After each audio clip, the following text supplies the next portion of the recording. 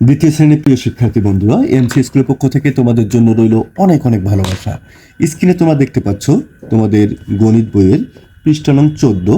পৃষ্ঠা নং 14 বলছে সংখ্যার তুলনা। কিসের তুলনা? সংখ্যার তুলনা। দুইটা সংখ্যার তুলনা, কম্পেয়ার করতে বলছে এখানে। তাহলে এখানে দেখো 62 এবং 45-এর মধ্যে কোন সংখ্যাটি বড়? দেখো এখানে দুইটি সংখ্যা দেওয়া আছে, একটি সংখ্যা হচ্ছে 62 আর একটি সংখ্যা হচ্ছে 45। এই দুটি সংখ্যার মধ্যে কোন সংখ্যাটি বড়? দেখো নিচে বলছে চলো আমরা আগে 10-এর ঘরের তুলনা করি। 10-এর ঘর দেখো একক দশক, একক দশক। তাহলে 10-এর ঘর এখানে হচ্ছে 6, এখানে হচ্ছে 4। তাহলে 10-এর ঘর যেটা বড় হবে সেটি হচ্ছে কি বড় সংখ্যা। আশা করি বুঝতে পারছো। দেখো আমরা যদি একটু চিন্তা করি, আমি বললাম যে 62 এবং 45 এর মধ্যে কোন সংখ্যাটি বড়? প্রথমে আমরা কি করে দশকের স্থান দেখব। দশকের স্থান এখানে আছে 6, এখানে আছে 4। বলতো 6 বলতে কি দশকের ঘরে 6 মানে 6টা 10, আর এখানে 4 বলতে কি 4টা 10। আচ্ছা বলো তো 6টা 10 বেশি হবে না 4টা 10 বেশি হবে? তোমার এককের স্থানে কি আছে এটা দেখার বিষয় না, প্রথমে তোমাকে দেখতে হবে দশকের স্থানে কি আছে। আমরা আরও একটু দেখি। আমি তোমাকে বললাম যে 57 আর বললাম হচ্ছে 85। আচ্ছা বলো তো এই সংখ্যা দুইটির মধ্যে কোন সংখ্যাটি বড়? তাহলে আমরা কোন এখানে যেহেতু একক দশক, এখানে একক দশক, তাহলে প্রথমে দশকের ঘরের স্থান দেখব। দশকের ঘরের স্থান এখানে 8, এখানে 5। বলো তো কোনটা বড়? অবশ্যই এই সংখ্যাটি বড়। এককের স্থান তোমাকে দেখতে হবে না। ঠিক সেখানে সেই কথাগুলোই বলছে যে চলো আমরা আগে 10-এর ঘরের তুলনা করি। তাহলে দশকের ঘরে কি এখানে আছে 6, এখানে হচ্ছে 4। 6 মানে কি 6টা 10, এইরকম 6টা 10, আর এখানে হচ্ছে 4টা 10। এখন বলতো 6টা 10-এ কত হয়? 60। আর এখানে 4টা 10-এ কত হয়? 40। তার মানে 60 বেশি না 40 বেশি? তাহলে 60 বেশি। তার মানে এইটা হচ্ছে তোমাদের কি বলতো বড় সংখ্যা, আর এটা হচ্ছে ছোট সংখ্যা।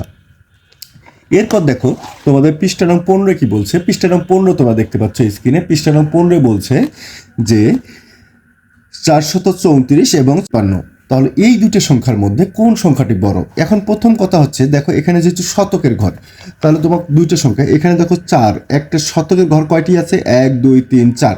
আচ্ছা বলো তো 4টা শতক আছে মানে 400, আর এখানে দেখো দুইটা শতক মানে 200। আচ্ছা বলো তো 400 বড় না 200 বড়? তাহলে অবশ্যই 400 বড়। তার মানে অবশ্যই এই সংখ্যাটি বড় হবে। কেন বড় হবে? কারণ এর শতকের ঘরে 4, এর শতকের ঘরে 2। 400 আর 200। তারপর এখানে দশকের ঘরে আর দেখার দরকার নাই, তুমি শতকের ঘরে দেখলেই হয়ে যাচ্ছে। আশা করি বুঝতে পারছো যে তোমাদের কিভাবে বড় ছোট কম্পেয়ার করতে হবে, তুলনা করতে হবে, এটা তোমরা বুঝতে পারছো। এরপর দেখো পৃষ্ঠা নং 16 দেখতে পাচ্ছ, বলছে 354 এবং 325।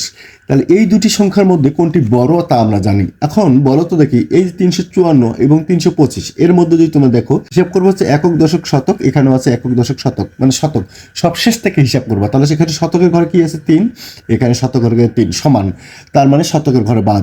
এরপর দেখো তুমি এখানে দশকের ঘরে আছে 5, এবার দশকের ঘরে আছে 2। তাহলে অবশ্যই দশকের ঘরে 5 এইটা সংখ্যা বড়, দশকের ঘরে 2টা ছোট, এককের স্থান দেখার দরকার নাই এখানে। তাহলে এই সংখ্যাটি হচ্ছে বড়। কথা কি বুঝতে পারছো? দেখো খুব সহজ। প্রথমে তুমি এখানে শতকের ঘর দেখতেছো, শতকের ঘরে কি আছে? শতকের ঘরে 3, এখানেও 3, এখানেও 3। তার মানে এখানে 3 যেহেতু আছে, তার মানে শতকের ঘরটা কি তোমার? শতকের ঘরটা কি আছে? একই সংখ্যা। তারপর দশকের ঘরে দেখবে যে কোনটা বড়, তাহলে এইটা বড়। দশকের ঘরে 5 বড়, দশকের ঘরে 2 ছোট, তাহলে অবশ্যই এটা। এখানে যদি তুমি চিন্তা করো এখানে 10 দেখো 1 2 3 4 5টি আছে, এখানে আছে 2টি, তাহলে 5টিটা বড় হবে, 2টিটা ছোট হবে। আশা করি বুঝতে পারছো। এরপর দেখো তোমাদের নিচের অংশে বলছে যে নিজে করি, বড় সংখ্যাটিতে গোল দাগ দেই। আচ্ছা বড় সংখ্যাটিতে গোল দাগ দিতে বলছে, প্রতিটি ঘরে তোমরা গোল দাগ দিয়ে দিবা। এখানে দেখো তোমাদের বলছে একক দশক, একক দশক। তাহলে দশকের স্থানীয় অঙ্ক দেখো এখানে হচ্ছে 8, এখানে হচ্ছে 5। বলো তো কোনটা বড় হবে? অবশ্যই দশকের স্থানীয় যেটা বেশি হবে সেটা বড় হবে। তারপরের সংখ্যাটি দেখো এখানে একক দশক শতক, এখানে একক দশক শতক।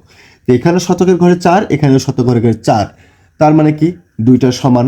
তারপর এখানে দেখো দশকের ঘরে 2, এখানে দশকের ঘরে 2, এটাও সমান। তারপর দেখো শতকের ঘরে এখানে এককের ঘরে হচ্ছে 3, আর এখানে এককের ঘরে হচ্ছে 8। তার মানে অবশ্যই এই সংখ্যাটি বড়, কারণ এককের ঘরে বড় সংখ্যা আছে। এর পরের সংখ্যাটি দেখো যে এখানে শতকের ঘরে কত? একক দশক শতক, শতকের ঘরে 5, এখানে একক দশক শতক, শতকের ঘরে 3। তাহলে বলো তো কোনটা বড়? অবশ্যই এই 5টাই বড় হবে।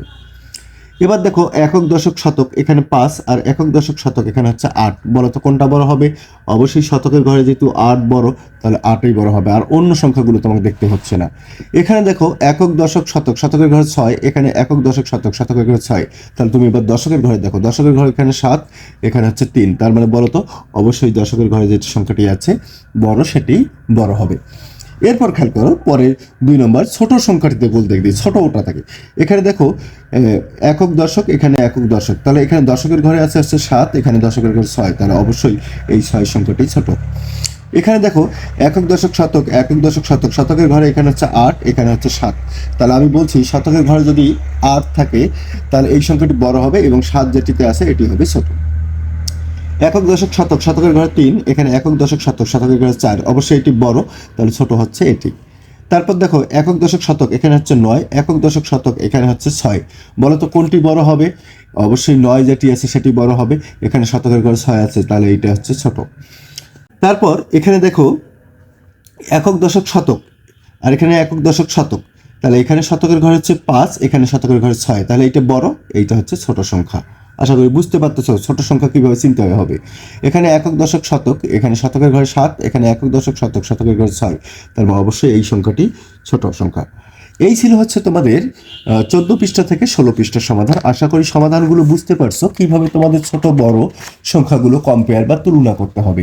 তোমরা যদি সংখ্যার যে কম্পেয়ার করতে হবে সেটাকে যে কাজটা করবা সেটা হচ্ছে স্থানীয় মানগুলোকে বিবেচনা করবা। স্থানীয় মান যার বড় হবে সেই সংখ্যাটি বড়, স্থানীয় মান যার ছোট হবে সেই সংখ্যাটি হচ্ছে ছোট। তাহলে প্রথমে তুমি দেখবা যে সংখ্যাটি একক দশক, একক দশক, তাহলে দশক স্থান থেকে শুরু করবা, যদি শতক থাকে শতক থেকে শুরু করবা, মানে সব শেষ থেকে তুমি শুরু করবা। ঠিক আছে, আজকের ক্লাসটি এই পর্যন্তই। সবাই ভালো থাকবে, সুস্থ থাকবে এবং অবশ্যই অবশ্যই তোমরা মনোযোগ দিয়ে পড়াশোনা করবে। এবং যারা নতুন আমাদের চ্যানেলের সাথে যুক্ত হচ্ছ, সম্পূর্ণ বইয়ের সমাধান পেতে অবশ্যই চ্যানেলটি সাবস্ক্রাইব করবে এবং মন দিয়ে পড়াশোনা করবে। ধন্যবাদ।